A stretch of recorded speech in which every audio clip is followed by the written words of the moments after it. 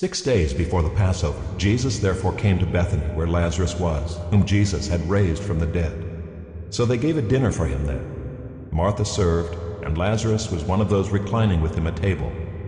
Mary therefore took a pound of expensive ointment, made from pure nard, and anointed the feet of Jesus, and wiped his feet with her hair. The house was filled with the fragrance of the perfume.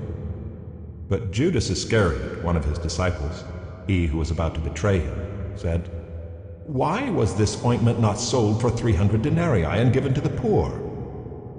He said this not because he cared about the poor, but because he was a thief, and having charge of the money bag, he used to help himself to what was put into it. Jesus said, "Leave her alone, so that she may keep it for the day of my burial. For the poor you always have with you, but you do not always have me." When the large crowd of the Jews learned that Jesus was there, they came, not only on account of him, but also to see Lazarus, whom he had raised from the dead.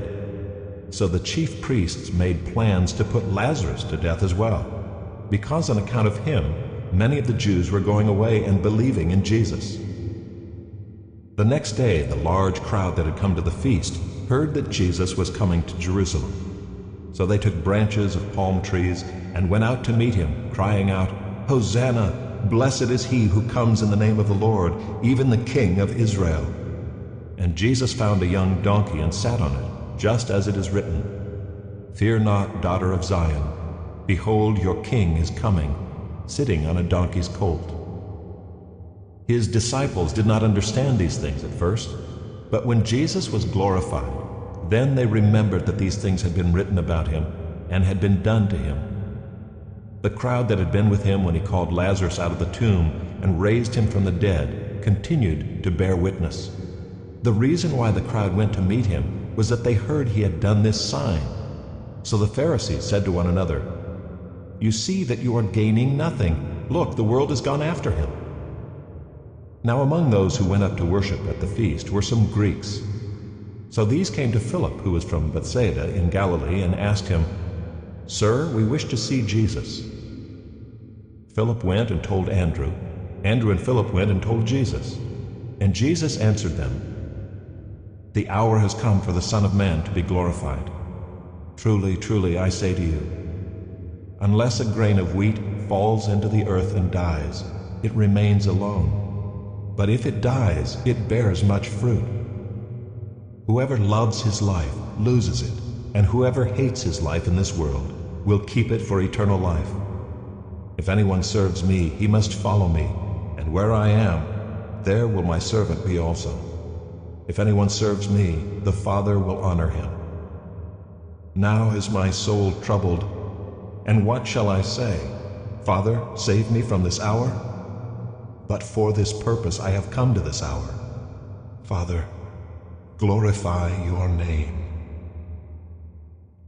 Then a voice came from heaven, "I have glorified it, and I will glorify it again." The crowd that stood there and heard it said that it had thundered. Others said, "An angel has spoken to him." Jesus answered, "This voice has come for your sake, not mine. Now is the judgment of this world. Now will the ruler of this world be cast out. And I, when I am lifted up from the earth, will draw all people to myself." He said this to show by what kind of death he was going to die. So the crowd answered him, "We have heard from the law that the Christ remains forever. How can you say that the Son of Man must be lifted up? Who is this Son of Man?" So Jesus said to them, "The light is among you for a little while longer. Walk while you have the light, lest darkness overtake you. The one who walks in the darkness does not know where he is going. While you have the light, believe in the light, that you may become sons of light." When Jesus had said these things, he departed and hid himself from them. Though he had done so many signs before them, they still did not believe in him, so that the word spoken by the prophet Isaiah might be fulfilled. "Lord, who has believed what he heard from us? And to whom has the arm of the Lord been revealed?" Therefore they could not believe. For again Isaiah said, He has blinded their eyes and hardened their heart, lest they see with their eyes and understand with their heart and turn, and I would heal them. Isaiah said these things because he saw his glory and spoke of him.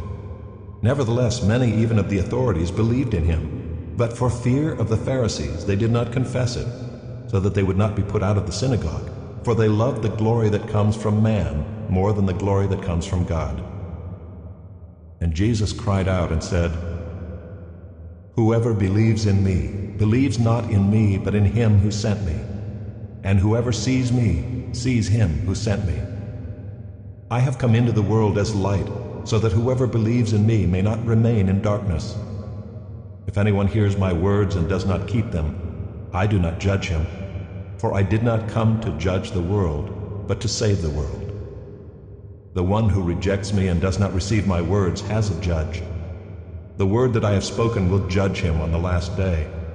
For I have not spoken on my own authority, but the Father who sent me has himself given me a commandment, what to say and what to speak. And I know that his commandment is eternal life. What I say, therefore, I say as the Father has told me.